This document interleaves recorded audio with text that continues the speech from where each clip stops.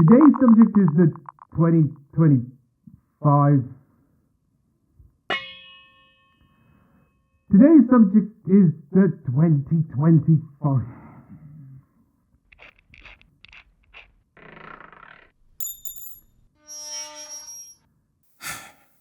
Let's try this without the diving helmet, okay?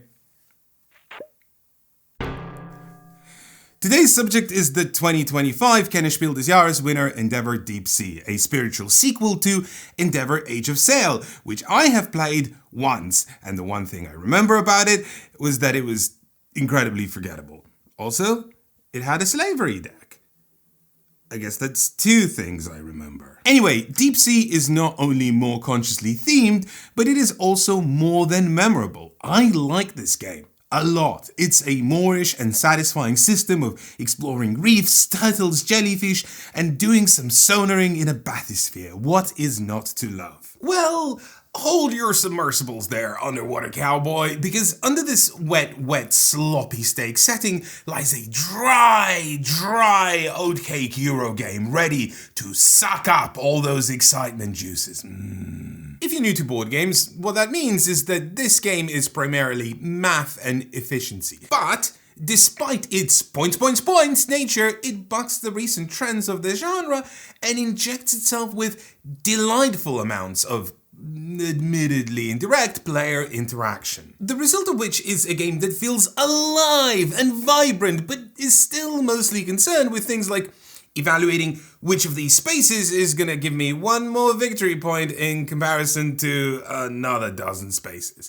Let me show you some rules. Your objective is to score the most points over the course of 6 rounds. The way you will do this is by performing various actions that let you explore and engage with a deep sea environment. For example, at the beginning of the game, your map is composed of a few tiles. Each of these depict the various actions you can perform as long as your submarine sits on that tile. Sonaring lets you add more locations to the map, either expanding it wider or reaching even deeper. The further you go in depth, the bigger the reward. Each space on the map that lets you sonar will tell you how deep you can explore, but no matter where you search, you still get a bump up on the game's various systems. Also, you just added a new element to the game that is accessible by everyone. Other players can now visit this tile and reap its benefits. And once again, the deeper you go, the more there is to reap. Already, there is a duality in Endeavor. On the surface, not a pun, the play experience is heads down, one of those crunchy puzzles where eye contact is at best an awkward happenstance. But this shared map you build together, that's that interactive element I was talking about emerging from the depths. Still not a pun. Another action is conservation. If you're on a map tile where conservation is possible, you can spend research, which is one of the game's resources, to place one of your discs, another of the game's resources, on a conservation spot. This will, as everything in Endeavor Deep Sea, grant you a reward. But if another player on a later turn places one of their discs on a connecting conservation space, you both get an extra reward that sits in between them. You might have noticed that this action costs 2 types of resources, discs and research, which is a large percentage of the 2 types of resources present in Endeavor Deep Sea. Anyway, this should tell you that conservation is a big investment, but it also comes with the greatest potential for mutual benefit, and once again, encourages players to interact with one another. Why have Eurogames forgotten this? The diving action will let you pick up a dive token. This will usually grant you an amount of research, that thing you need for conservation, but most tokens also have an alternative reward, like a bonus action, for example. The tokens are very important because they are almost the sole providers of research. And here comes a bit of stake now. Each space on this map is single use. If I place my disc here to conserve, the conserving is done. No more turtle to save. He's already living his best life. So if you're caught without research when you want to conserve, some other schmuck will drive up the submarine and steal your conservatory. You could have been friends with this turtle, but not anymore. Talking of research, the other thing you can spend it on is journaling. Just like sonar and conservation, this will cost you an extra disc that you place on the map, blocking the action for everyone else. Then you can claim one of these journaling cards as long as the journaling spot is color-coded to match the card you want. If I want the organic casing for deep sea exploration, only a spot with a brown label will let me claim it, so I better get there before someone else steals it. The last action is movement, and this one is strictly not interactive because you simply take your submersible and move it as many spaces and as deep as your speed allows you. Then, once again, you get some sort of a bonus based on the tile you landed on. Bonus points for anyone who spotted the lie. It is, of course, once again, highly interactive because you can only perform actions where you have a submarine, meaning where you move signals to other players what you're about to do based on where you went. And since movement takes a turn, it gives them time to respond to your actions. Congratulations! You've just got your learner's permit for driving a submersible. Now that you know how to look for a periscope, it's time to dive a little deeper. That one was a pun, sorry. There's still a pretty big element of Endeavor that I omitted mentioning, and that's how you actually take these actions. You will start the game with a team leader tile. This allows you to place one disc on it to perform any one of these actions. Park this information for a second, we will come back to it in a moment. This is your player board. It features 4 tracks. Increasing ingenuity, this blue track here makes you better at Reiner Knizitz's hit abstract game Ingenious, but it also determines how many tiles and how deep your submarine can move, and it will eventually grant you bonus submarines. This gives you an opportunity to cover a wider area of the map and be less caught out when your opponent starts sniping valuable action spots. Inspiration makes you better at Ursula and Wolfgang Kramer's game Inspiration, but because it only has a 4.6 on BGG as a consolation prize, it also determines how many new discs you can get each round. More discs are always desirable because every action needs at least 1 disc, and many of the game's actions require that you spend 2 discs, one to place on the action tile and another on the map itself, blocking the action for other players in the future. But here lies another trick. Unlike other board games that will simply let you clear off action spots at the end of the round, Endeavor says no. If you put an action disc on your team leader, they're busy sciencing. Don't interrupt them again. The disc stays there until something lets you remove it. This is where the coordination track comes in. At the beginning of the game, you can only clear off 1 disc at the start of the round. As a little bonus, this disc comes back into your usable pool so you can later place it somewhere else. And the further you are on this track, the more action spaces you free up. The only thing about coordination that is a little weird is that I think they accidentally misnamed this track, because I checked BGG and there isn't a single board game named Coordination. Don't know what's up with that, honestly. And finally, Reputation, which is what gives you access to better specialists. Your team leader is a sort of a one-off, a jack of all trades who could do anything but just the once. Every round you will get access to a new specialist tile, and if your reputation is low, your only choice is these tier 1 dregs. I mean, look at this guy, come on, he thinks he's cool driving some sort of a dolphin or whatever.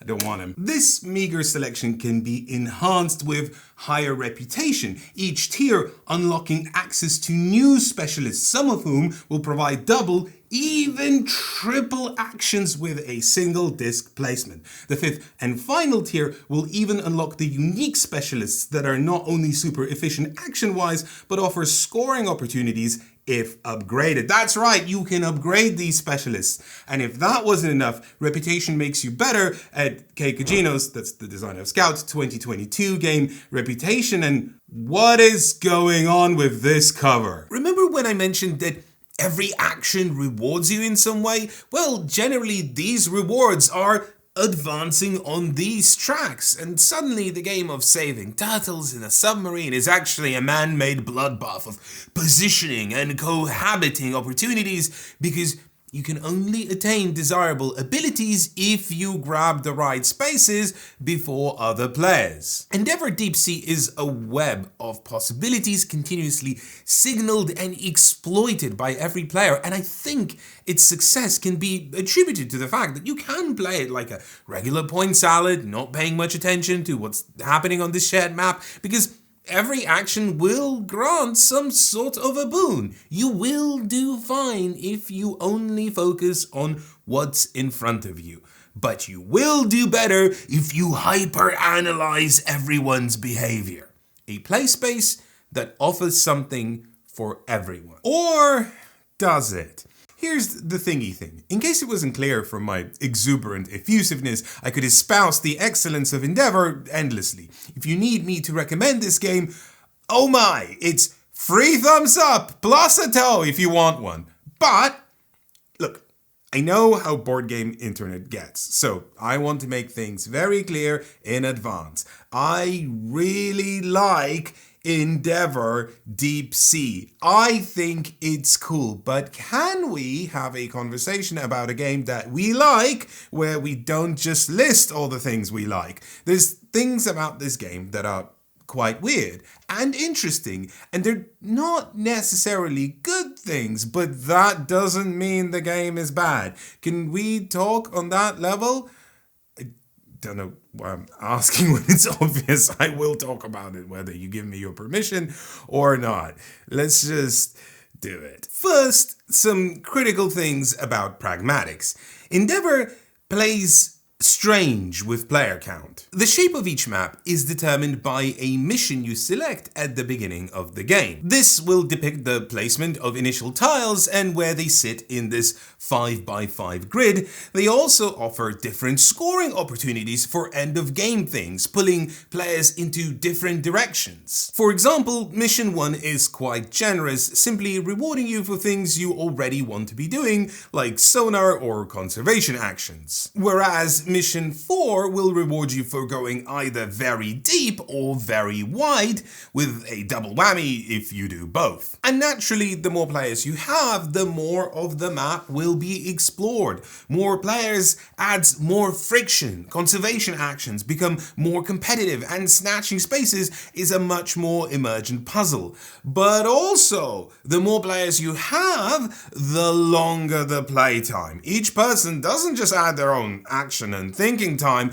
they also increase the length of your turns because there's just so much more to observe and analyze. With 2 players, you're yearning for more of this puzzle, more of exploration. With 4, there's plenty of puzzle, but it's stuck in traffic and you're texting home telling them not to wait up for you. And then, believe it or not, there is a mythical 5-player possibility available with the deluxe edition of Endeavor.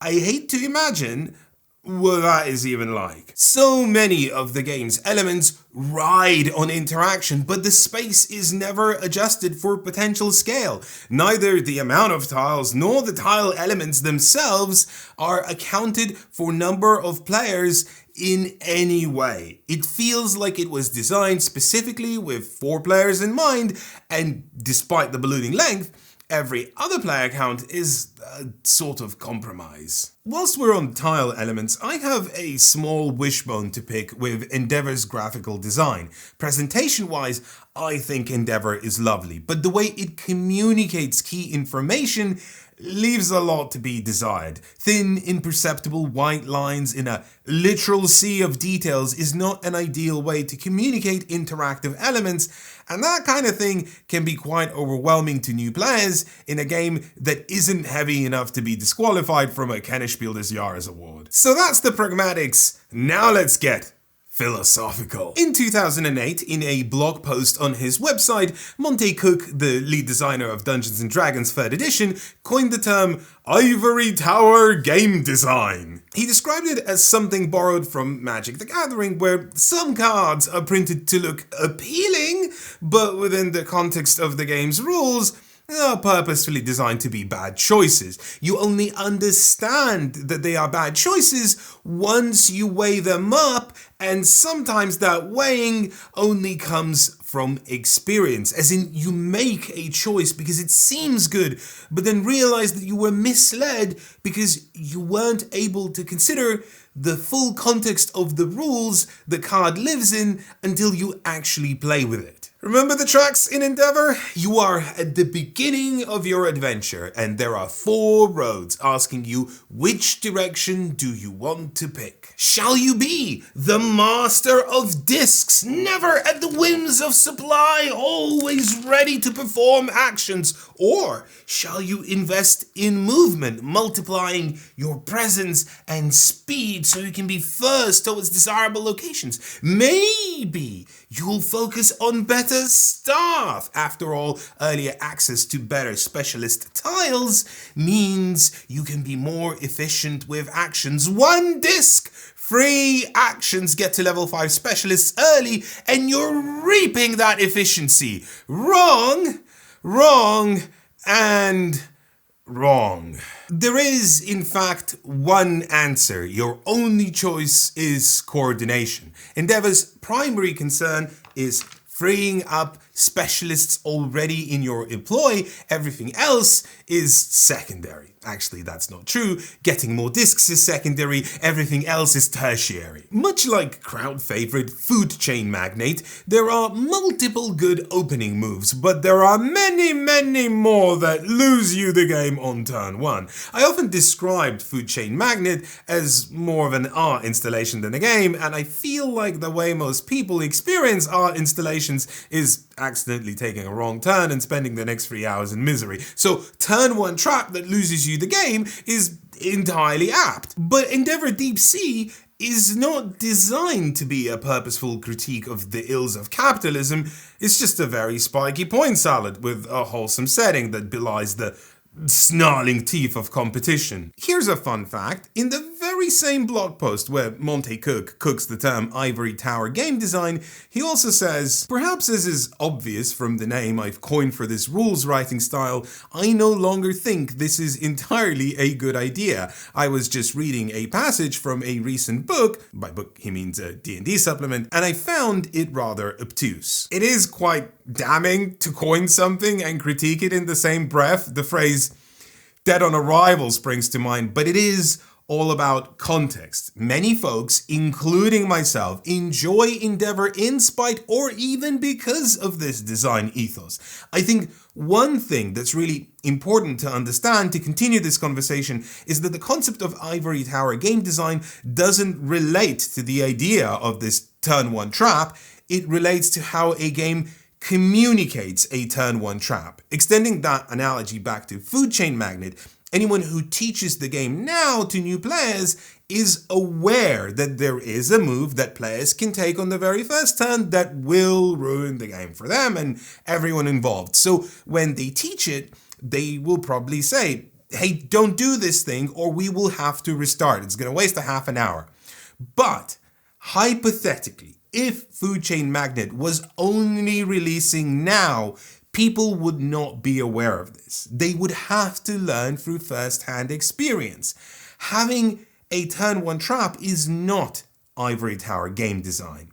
Not mentioning in the rulebook that there is a turn 1 trap is ivory tower game design. So back to Endeavor Deep Sea. In my early forays into the game, I was particularly compelled to explore the ability to gain these advanced specialists as early as possible and leverage their action efficiency into late game gains. If I can place 1 disc and gain 2 actions, over time I'll just be doing more with less. Without experience, without context, this feels like a viable path. Doubly so because the last bracket of specialists offers scoring opportunities that are otherwise unavailable. After 1 dramatic failure, I assumed that the fault lies with me. After a second failure, I assumed that the fault lies with player count. After the 3rd failure, I thought maybe this is a mission-based thing and some of them will open up this tantalizing avenue. If you don't hyper-focus on attaining these specialists, the game's meager 6 rounds just don't offer the scope of getting 1 at all. They sit in this this tray so prominently and appealingly, the final boss of a pathway with a reward dangling at the end. After my fourth attempt ended in failure, I gave up and started scouring the BGG forums, which revealed a consensus. They are not worth the effort. If you stumble into them incidentally, the stars align. Grab one, sure, but most players don't see them featured in their games, a prominent design element absent in practice, which is weird. Right? Why use so much design space, telegraph these possibilities, and design a game that ultimately encourages you to avoid them? After doing research and soul search, I arrived at the obvious answer. This is not a balance issue or a design blunder. The game is so sharp and precise and considered, it is doing exactly what it is supposed to. It's just not communicating it well. You could very easily dismiss me here. I imagined a strategic path, ran my head against it, and got frustrated when it didn't work. Is that on me? Sure, but I also want you to give me some credit. I've played a fair few of games in my life, and this sort of thing doesn't happen that often. And that's because game development doesn't involve just balancing things till they feel right. A lot of it is about figuring out how to communicate information to players and placing 4 equal looking tracks and hanging a big reward at the end of one of them is like Roadrunner planting a "this way" sign and then placing a tripwire with an anvil ahead of it. The result of which is that I got to play a board game and explore things. That's not a great disservice. I still had a good time, but it did leave a sour taste in my mouth. It could have been communicated differently.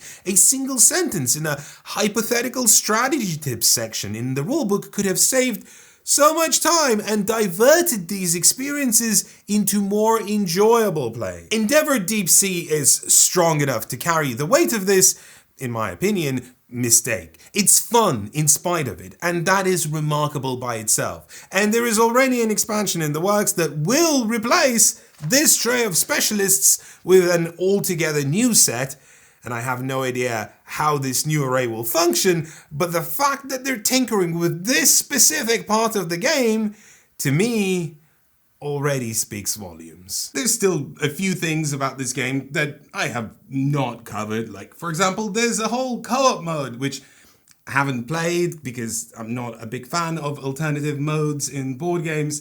I will leave you, in the famous words of Rodney Smith, to discover those for yourself. And if you want to discover something else, why not check out our Patreon, which is the only way this plucky indie channel is supported. See you soon.